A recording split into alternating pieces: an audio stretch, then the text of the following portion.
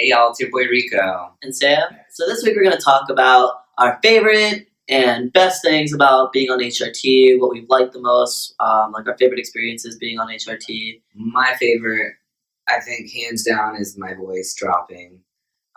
Pre-T, I've always hated my voice. Oh my god, but I feel like everyone hates their voice, but of course it's different if you're trans. You know, God, I hated it so bad, like listening to recordings or, just hearing myself back. I hated it.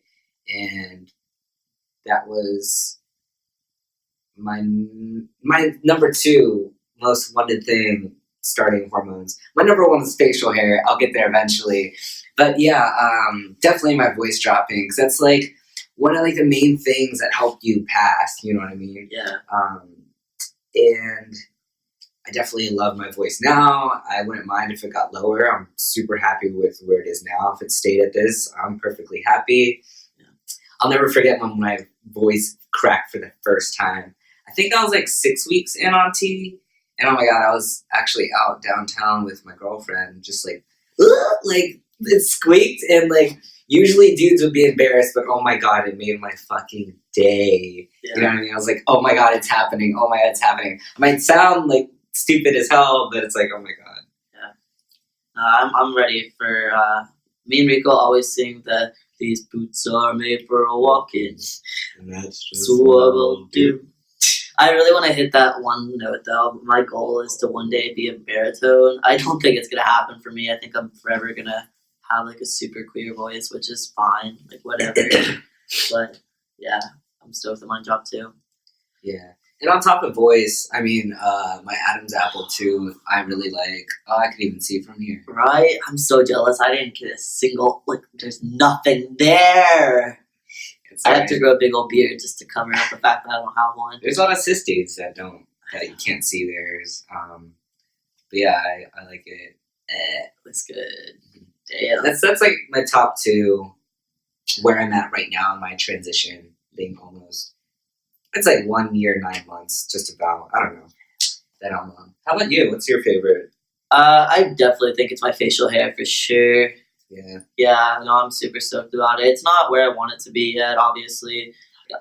I'm finally like starting to get sideburns. I have like 4 or 5 hairs on each side, which is great because I'm 2.5 years on T, a little longer maybe, and I get like a really, really thick neck beard, but I'm still waiting on all of this to grow in. I'll be really stoked when that happens, but I feel like it was the facial hair that changed everything for me, like as far as like being able to be seen as male. Like I have a really round face and I have like really round cheeks and stuff like that, and I feel like that definitely is like effeminate, so it makes me stoked that like people will still see me like as male because of like my facial hair, which makes me super stoked. Mm-hmm. Other than that, I'd say my second favorite thing is probably like the bottom growth. I forgot about that. Yeah. We had somebody comment on one of our videos and they said that they wanted us to talk about bottom growth like a little bit more in detail. I mean, I don't really know what to tell you. the other one, what we've already said, like go check out our bottom growth video if you haven't seen it. But it's very vivid. We cover all the bases. Yeah, I mean, like everybody's is different. You're either gonna get like 1/2 inch to like 3 inches is like porn star status. Everybody can get something between that, but essentially, it just makes it so that you have more of like a penis. So it just comes out of the clitoral hood more, and it just resembles like an uncut dick. Basically, it's just a little bit smaller, but it makes sex better for me, in my opinion. Blowjobs have been better, in my opinion. I feel more confident in my anatomy now. Just having that extra like growth there, so it's more resembles like what I would prefer on my body. That made me super stoked. I think the other thing that like I haven't really stoked about is like I feel like my mental health is a lot better.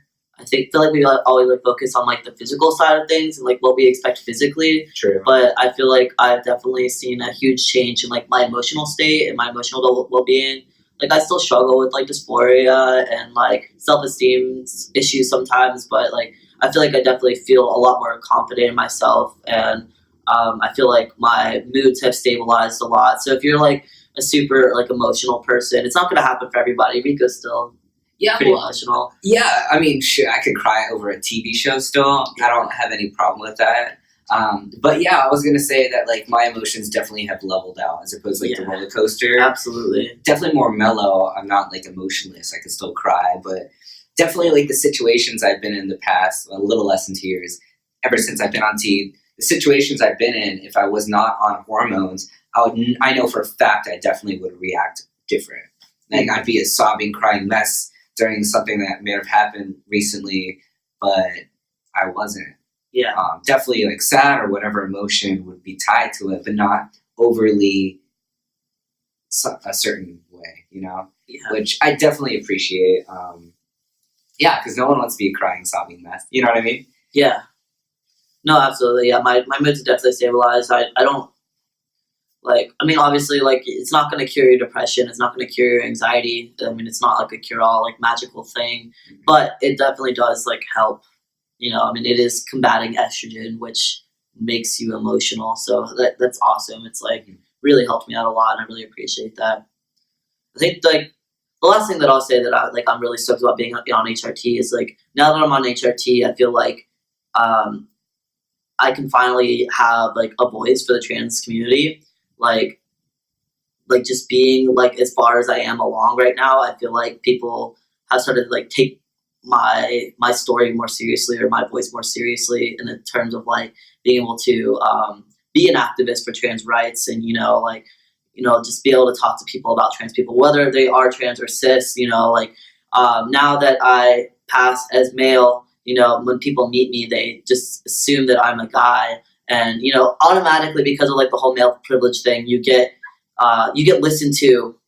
People actually give a shit what you're saying, and that's great. And now that like I am on HRT and I do have that like male privilege, people actually will like listen to me, and then they get shook when I'm like talking about trans rights, and then I'm like, oh, also yeah, I am trans, and it's a great feeling to be able to like fight for our siblings and talk about and like empower our siblings and stuff like that.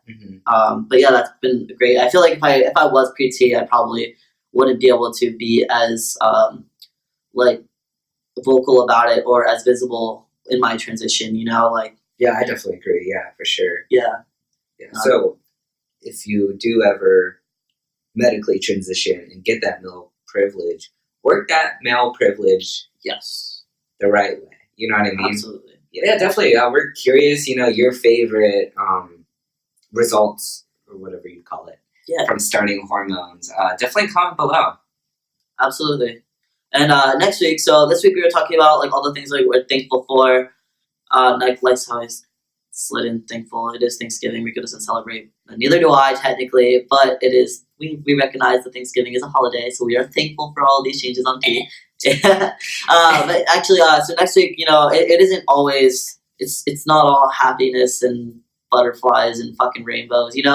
Being on hormones does take a toll on you. It does have an effect on you that isn't always a positive effect. So next week we are going to cover the negative sides of HRT and hormones, and things that we wish we could have changed or things that we wish would have happened differently. So definitely check out the video next week too if you want to if you're not on T and you want to know okay, well, can this happen to me? Like what's going to happen to me that I might not appreciate? Yeah. True. Yeah.